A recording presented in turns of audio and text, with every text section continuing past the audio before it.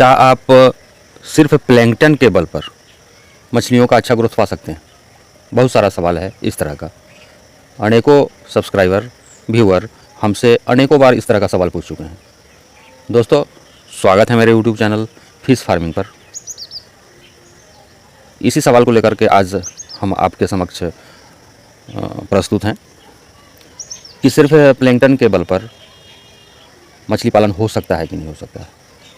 हो सकता है, अवश्य हो सकता है। हम आपको बताना चाहेंगे कि एक ज़माना था जिस समय ये फैक्ट्री वाली फीड नहीं थी। जब से पंगास मछली का प्रचलन बढ़ा है अपने देश में, तब से ही फैक्ट्री वाली फीड, फैक्ट्री मेड फीड, चाहे वो फ्लोटिंग फीड हो या सिंकिंग फीड हो, प्रचलन काफ़ी बढ़ गया है इंडिया में भी। अब हम बात करें कि सिर्फ प्लैंकटन का, चाहे वो फाइटोप्लैंकटन हो या जू प्लैंकटन हो, इस पे मछली पालन हो सकता है कि नहीं हो सकता है? अवश्य हो सकता है।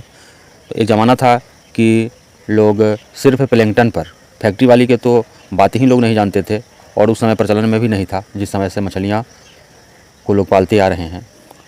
और ये होममेड फीड जैसे राइस ब्रान, सरसों की खली, गाय का गोबर, ये सब अनेकों चीज़ जो सारे यूट्यूबर आपको बताते हैं आईएमसी के लिए, इनका भी प्रयोग न के बराबर होता था तालाबों में। खुद ब खुद मछलियाँ तब भी लोग खाते थे और आज भी लोग खाते हैं। तो तब भी मछलियों का ग्रोथ होता था, लेकिन समय अधिक लगता था उस समय। अब चूँकि हमको प्रोफेशनल फार्मिंग करना है तो ज़माना बदला है। प्रत्येक आदमी यही सोचता है कि कम समय में हमारा ग्रोथ अच्छा से अच्छा हो। चाहे वो खेतों में हम किसी फसल को लगाते हैं, किसी सब्जी को लगाते हैं या बागवानी लगाते हैं, हर तरफ खाद का प्रयोग करना पड़ता है। खेत में फसल लगाते हैं तो खाद का प्रयोग करते हैं। उसी तरह से मछली का पालन करते हैं तो प्रोफेशनल तरह से, पैसा कमाने के उद्देश्य से हम करते हैं, एक बिज़नेस के रूप में अपनाते हैं इस प्रोफेशन को, तो हमको अपने तालाब में खाद का प्रयोग करना पड़ता है, मछलियों को भोजन कराना पड़ता है। और जब हम खाद का प्रयोग अपने तालाब में करते हैं तो उससे भी प्लैंकटन का निर्माण होता है। ऐसा नहीं है कि हम सिंगल सिंबल फॉस्फेट डालते हैं, यूरिया का प्रयोग करते हैं, जो भी केमिकल का भी प्रयोग करते हैं तो मछलियाँ खाती है, ऐसा कुछ भी नहीं है। उर्वरा शक्ति, आपके तालाब की उर्वरा शक्ति बढ़ता है, प्लैंकटन का निर्माण होता है, उससे मछलियाँ बढ़ती है।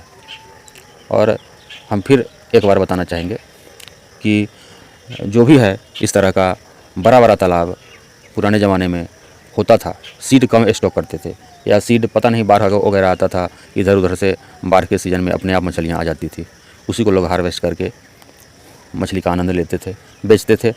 जनसंख्या भी कम थी उस समय, ज़्यादा मछली की आवश्यकता भी नहीं थी, तो सिर्फ प्लैंकटन के बल पर हो जाता था, ग्रोथ हो जाता था। आज भी हो जाएगा, लेकिन उसके लिए आपको बहुत कम मात्रा में, जैसे हम लोग बताते हैं 1 एकड़ में अगर डालना है स्टंटेड तो 4000 डालिए, 5000 डालिए, फिंगरलिंग 5000 डालिए। अगर सिर्फ प्लैंकटन के बल पे आप मछली पालन करना चाहते हैं तो उस पोजीशन में आपको 2 से 2500 मछली सीड स्टॉक करना होगा, तब जा करके आपके तालाब में नेचुरल जो प्लैंकटन होगा, मछलियों का नेचुरल फीड होगा, उसके बल पर ग्रोथ हो पाएगा। नहीं तो नहीं होगा।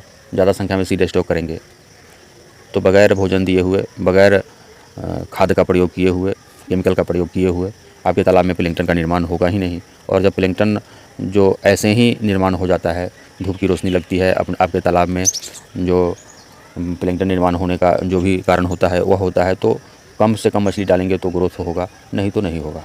तो आपको अगर बेहतर ग्रोथ चाहिए होगा, डेंसिटी अच्छी रखनी होगी, अगर आप तालाब ज़्यादा पैसों में कहीं से लीज पर लेते हैं तो आपको लीज वाले को भी पैसा देना पड़ता है सालाना, चाहे वह 1 साल के लिए लें या 5 साल के लिए लें।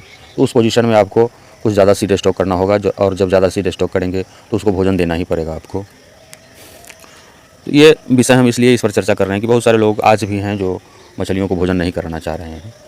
तो उनके लिए यह इन्फॉर्मेशन हम देना चाह रहे थे कि जो लोग मछली को भोजन नहीं कराना चाह रहे हैं उनके लिए भी मछली पालन संभव है, लेकिन टाइम टेकिंग अधिक होगा, कम सीड स्टॉक करना होगा, तब जा कर के आपकी मछलियाँ सिर्फ प्लैंकटन के बल पर ग्रोथ कर पाएंगी। 15 महीने लगेंगे, 18 महीने लगेंगे, 24 महीने तक लग जाएंगे 1 kg साइज़ होने में। और लास्ट में दोस्तों हम यह कहना चाहते हैं कि अगर आपको भी किसी भी मछली का सीड चाहिए होगा तो जो नंबर दिखाई दे रहा है आपके स्क्रीन पर, उस नंबर पर आप फ़ोन करेंगे